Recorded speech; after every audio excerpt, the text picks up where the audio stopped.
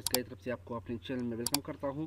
Friends, हाँ, ये second video है एसएसटी में फिजिक्स के लिए, जो हमने स्टैटिस्टिक स्टार्ट किया था। तो ये इसका बेसिक पार्ट है, इतना मुश्किल नहीं है, सिंपल है। तो लेट इसको स्टार्ट करते हैं।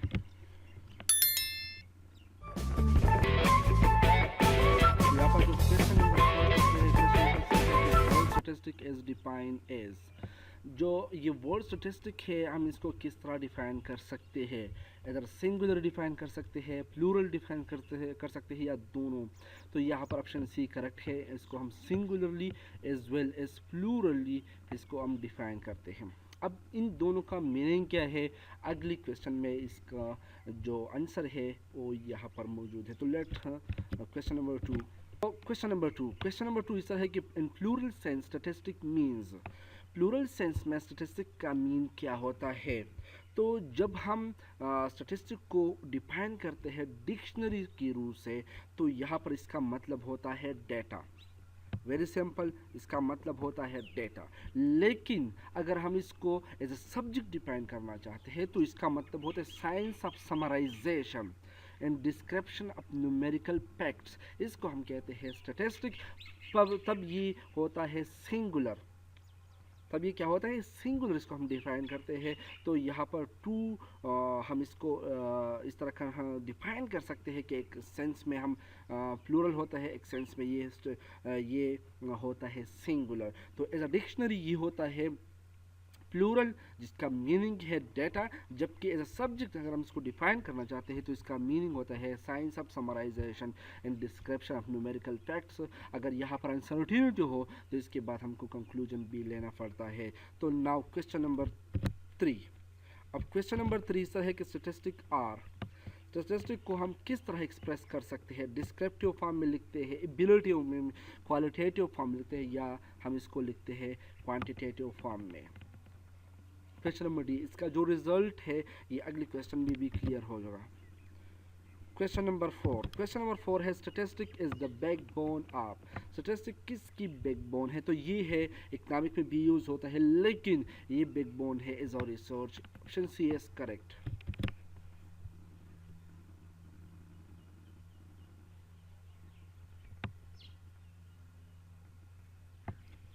Question number 5, an statistic a sample means.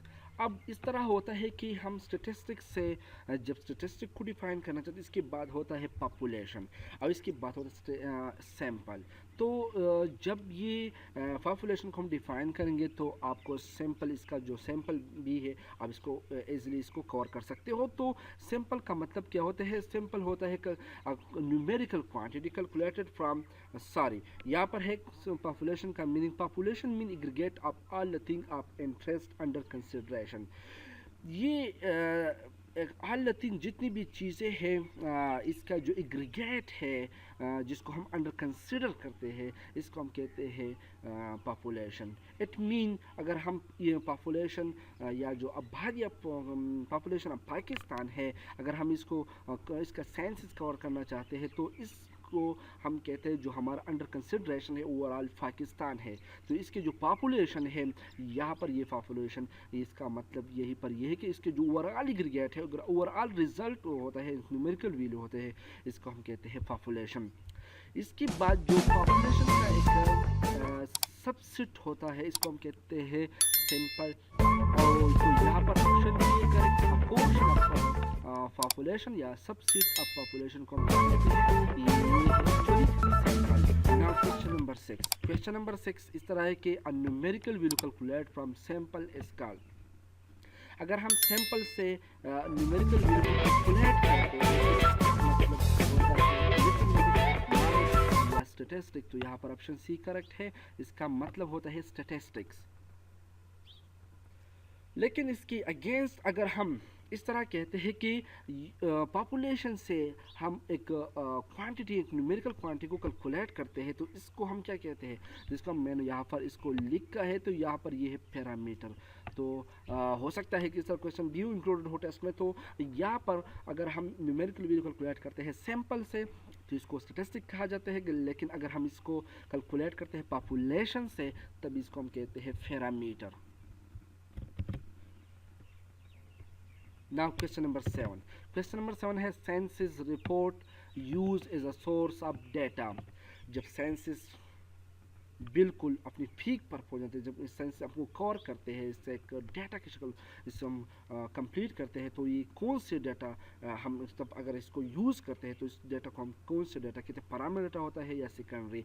तो ये होता है एक्चुअली प्राइमरी सेकेंडरी सोर्स होता है या सेकेंडरी डेटा इसको भी कहा जाता है। अब प्राइमरी और सेकेंडरी क्या होता है, ये जो हम एक्चुअली डेटा को कलेक्ट करते हैं, जैसे ऑब्जर्वेशन होता है, एक्सपेरिमेंट होता है, क्वेश्चन होते हैं या इंटरव्यूज होते हैं, तो इस डेटा को हम कहते हैं as a primary data.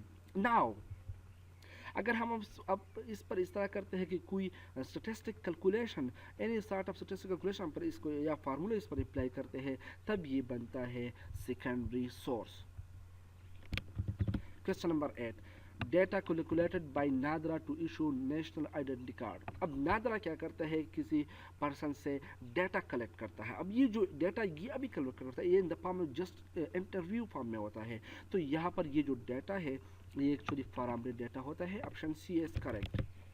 Question number 9, question number 9 है number of road accident is the example of.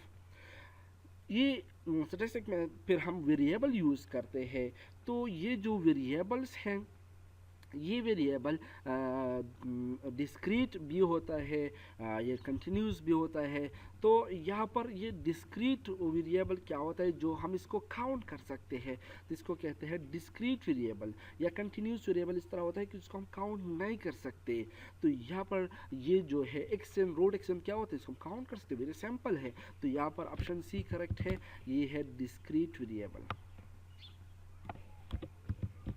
Question number 10, an statistic population consist of. ये अभी मैंने बताया कि ये स्टैटिस्टिक में पॉपुलेशन क्या होता है, तो all subject object whose characteristic are being study. ये इसमें सारे ऑब्जेक्ट या सारे सब्जेक्ट जिसकी कैरेक्टरिस्टिक हम अंडर कंसिडर करते हैं और उसको हम स्टडी करते हैं, तो इसको क्या कहते हैं, इसको कहते हैं पॉपुलेशन। तो यहाँ पर ऑप्शन सी इज करेक्ट।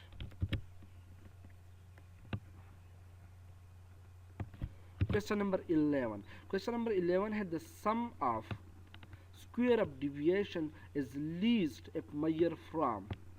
ये जो है स्क्वेयर ऑफ डिविएशन, अब डिविएशन एक अलग चीज़ है, वेरिएंस अलग चीज़ है। तो सम ऑफ स्क्वेयर ऑफ डिविएशन हम किस से कैलकुलेट कर सकते हैं, तो ये हम कैलकुलेट करते हैं मीन से।